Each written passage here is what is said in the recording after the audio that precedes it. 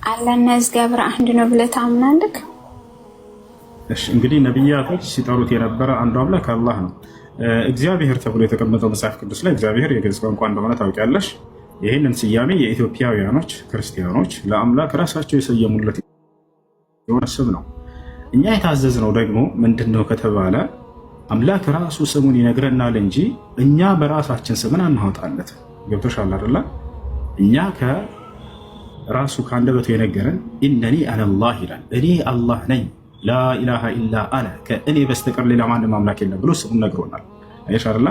እኔ ግን ያንን በራስ የተነስቼ ስሙን በየሀገሩ እንደፈለግን ልናወጣለት አይገባም።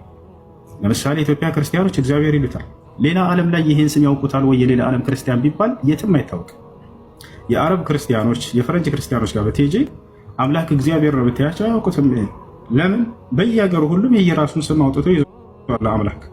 ይሄ ጥሩ አካሄድ ስህተት ነው። የዓለም ሙስሊሞችን ግን ለምሳሌ የተለያየ ቋንቋ የተለያየ ብሔር ይኑሯቸው አምላክ ማን ነው ብትያቸው አንድ ስም ይነግሩሻል፣ አላህ ነው ይሉሻል። ለምን ከተባለ ያን አምላክ በነቢዩ በኩል የነገራቸውን ስም ራሱን ይዘዋል። የአረብ ክርስቲያን የአረብ ሙስሊም ማን ነው አምላክ ብትዩ አላህ ነው የሚለው። የኢትዮጵያ ሙስሊም አላህ ነው የሚለው። የአሜሪካ ሙስሊም አላህ ነው የሚለው። ነገር ግን የኢትዮጵያን ክርስቲያን አምላክ ማን ነው ብትለው እግዚአብሔር ይልሃል።